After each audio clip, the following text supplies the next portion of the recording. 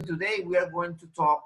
I don't wanna start already because today we wanna start during the week. So on Monday we're going to formally begin this chapter, the geography of Egypt.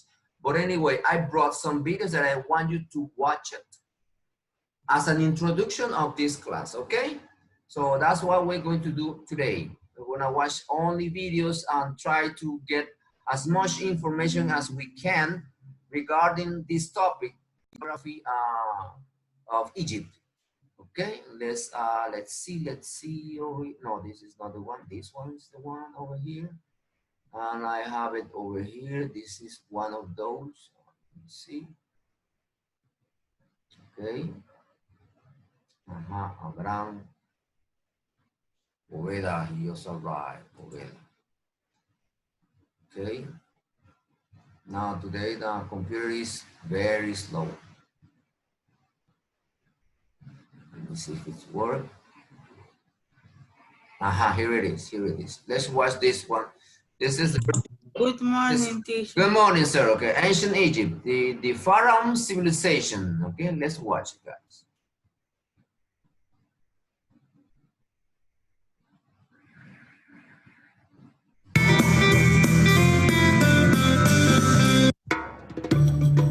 Hello friends, welcome to new Happy Learning video.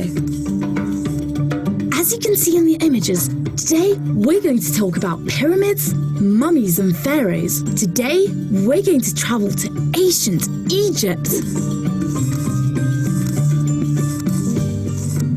Egypt is a country that still exists today, situated in northeastern Africa.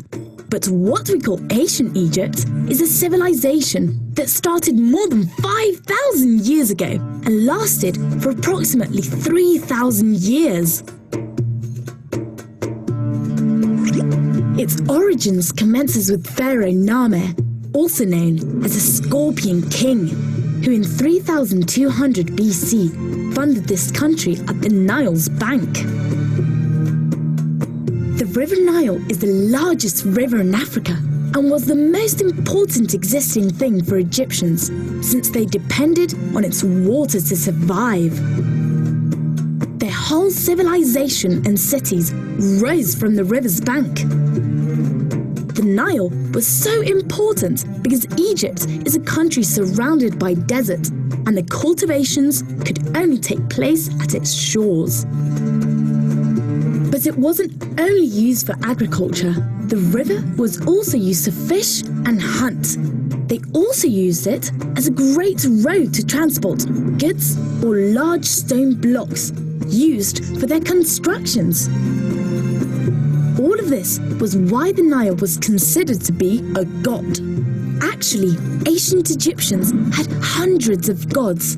Some had a human's body and an animal's head, like goddess Bastet, who had a lion's head, or god Anubis and his jackal head. But the most important of all was Ra, god of sun, who had a falcon's head.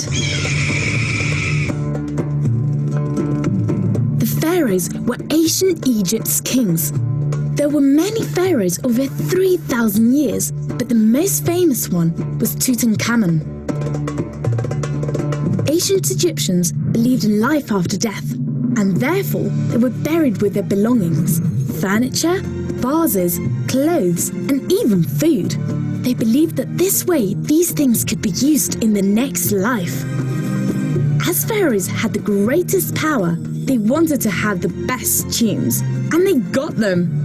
These tremendous pyramids were built for pharaohs' tombs. Inside them, there are many tunnels, chambers, and secret passageways. When they died, pharaohs and some noblemen's bodies were mummified to preserve their bodies after death. These are the famous mummies. Mummies were placed in a sarcophagus, luxurious coffins that were covered in beautiful drawings and hieroglyphics. Hieroglyphics were the mysterious Egyptian writings. Their meaning was a mystery for thousands of years, but thanks to archaeologists, we can translate them and partly understand what they want to say. The truth is, everything in ancient Egypt's circle fascinates me. You already know that discovering the past makes us understand the present and improve the future. Goodbye, friends, and don't forget to subscribe to Happy Learning TV. Excellent, excellent. Now let's watch this one. This is about, let me see, I think this one is about the geography of Egypt, okay? And in this one, I think there is like Instructomania presents the geography of Egypt. You need to pay attention in order to This answer questions. video will detail Okay? geographical features of ancient Egypt, how geography shaped the lives of ancient Egyptians, and who lived in ancient Egypt. The word geography, through a historian's lens, means the physical environment and how it may influence an economy and culture. Some examples may include scorching deserts that encourage nomads to move between water sources, islands where the surrounding ocean offered a food source, flooding rivers that created fertile farmland, and mountains where a resource like timber was used for building. Section 1. Geographical features of ancient Egypt.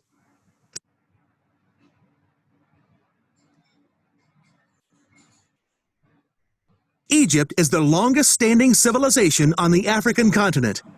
Of its over 390,000 square miles, 90% of it is desert that receives almost no rain. The only water in Egypt comes from the 4,258-mile-long Nile River and its annual floods.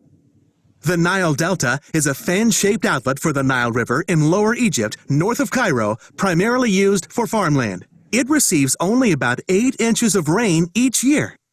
Due to the fact that it flowed into the Mediterranean Sea, the Nile became a link to an outstanding water trade route connecting Africa with Europe and Asia.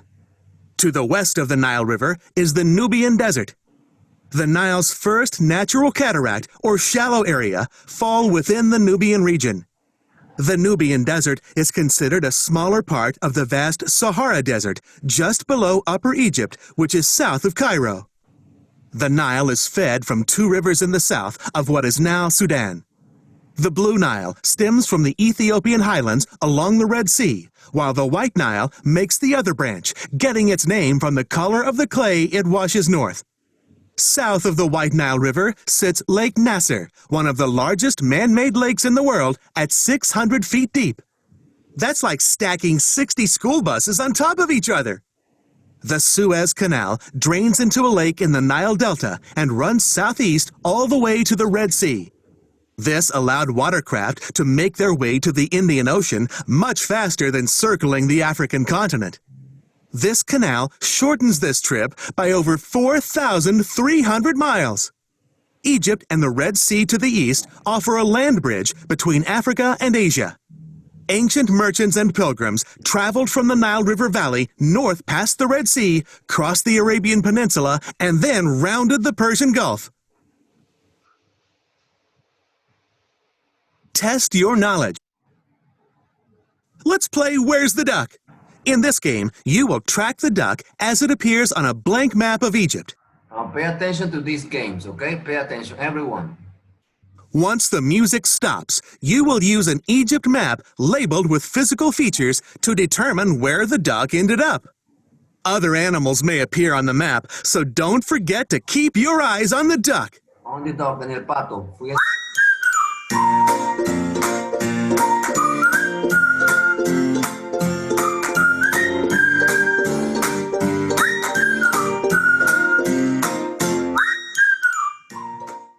So, where did the duck end up? Was it Lake Nasser, the White Nile River, or the Nile Delta? That's right, it was Lake Nasser. Let's try it again. Remember to keep your eyes on the duck.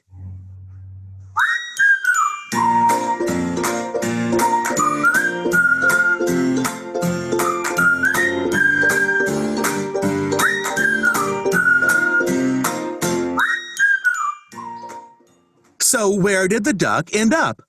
Here. Was it the Nile River, the Red Sea, or the Nubian Desert? Nubian Desert.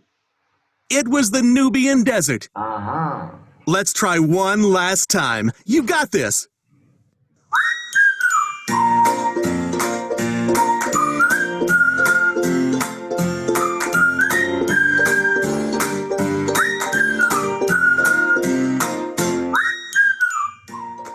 So, where did the duck end up? Was it the Ethiopian highlands, the Sahara Desert, or Lower Egypt? Where? Nice job. It was the Sahara Desert. Here's the dish. In addition to duck and quail, a popular Egyptian meal is called ful mudamas, which was a fava bean mash with lemon and garlic. Originally, the Egyptians prepared this meal in a pot that they buried in desert sand. The heat of the sand covering it cooked the mash like an ancient crockpot. How does geography shape lives? The Nile River equaled life for the Egyptians. They farmed on the Nile's banks. Healthy crops of barley and other grains thrived in its rich soil. The fish and small birds that lived in and around the Nile also offered food for the Egyptians. Legends and religion stemmed from the Nile and its surrounding landscape. Clay from various stretches of the Nile River became useful tools and containers, as well as art. Flax was also grown in Egypt, and when dried and spun, became linen cloth. Papyrus was treated the same way as flax and dried into paper. The Nile River Valley also provided mines of copper, which they made into tools and traded for other needed resources from Egypt's neighbors. Who lived in ancient Egypt? Hunter-gatherer nomads settled along the Nile River starting around 6000 BCE, and the written history of Egypt started when it was unified by Menes around 3150 BCE. The intermediary period marked a split in Egyptian government when two major capitals arose: Thebes in Upper Egypt, southern, and Hierakonpolis in Lower Egypt, northern. Thebes eventually overtook Hierakonpolis and started a dynastic rule, moving Egypt into the Classic Age. Art, culture, science, and farming techniques greatly expanded during this time. Then Thebes weakened enough for invaders to take over. Little is known about Hyksos, meaning foreign rulers, except that they gained a stronghold in the city of Avaris and spoke a Semitic language similar to that in Middle Eastern countries. At the same time, the Nubians also took over southern Egypt. Both cultures melded with Egyptian culture, causing a rich and diverse country. Eventually, Egyptians regained their lands and continued dynasty-based rule until Egypt was conquered by the Greeks.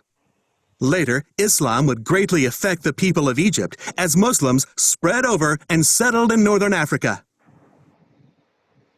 Let's check out what it really looks like in the region of Egypt today.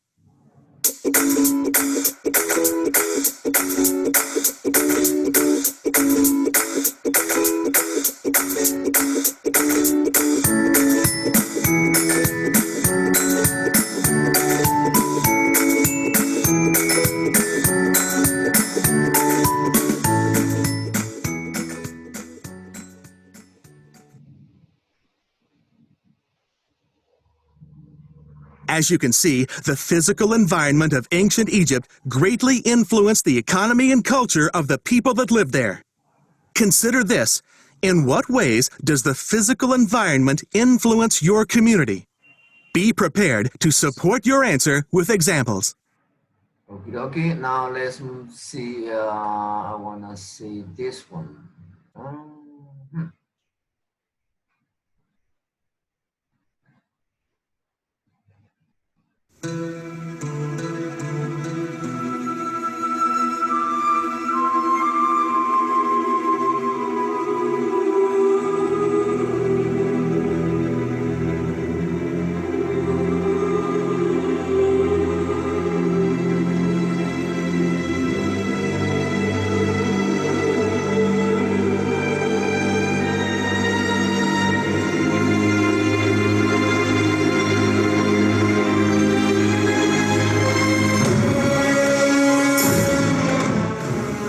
During the Stone Age, people in northeastern Africa hunted and gathered as a means for survival.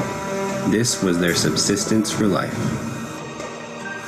This was during a time when vegetation flourished, feeding the people. It also provided food for the animals the Egyptians hunted.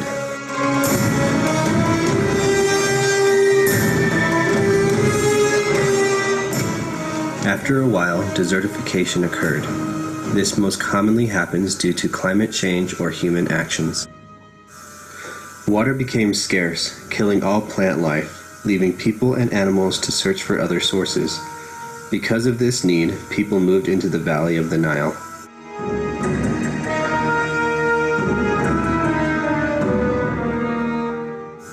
The Nile River has several branches that stretch out toward the Mediterranean Sea. This has created one of the world's largest river deltas. The Nile Delta was formed because the river carries sediments and deposits them at the mouth of the delta, creating a triangle-shaped landform of islands and marshes. Because of the sediment deposits, the soil was very rich, allowing for the possibility of farming.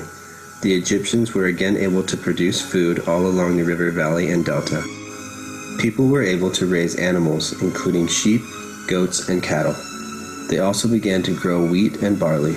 This was the beginning of Egyptian agriculture.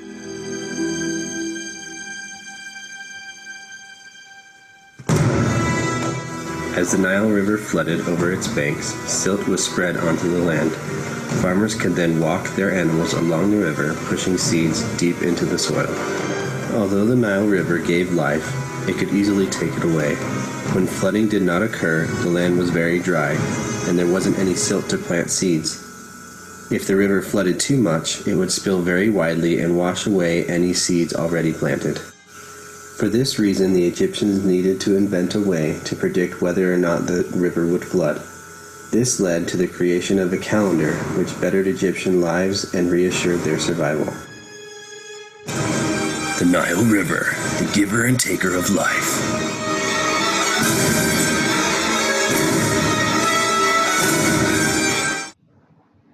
Okay, and this is, let me stop here. Hold on, I don't want to play it again. Okay. And this is the last video that I brought for you. Egypt is located on the continent of Africa. It is in the northeastern corner of the continent. It is situated at the meeting point of Africa and Asia. Egypt is bordered by the Mediterranean Sea to the north, while the Red Sea borders Egypt to the east.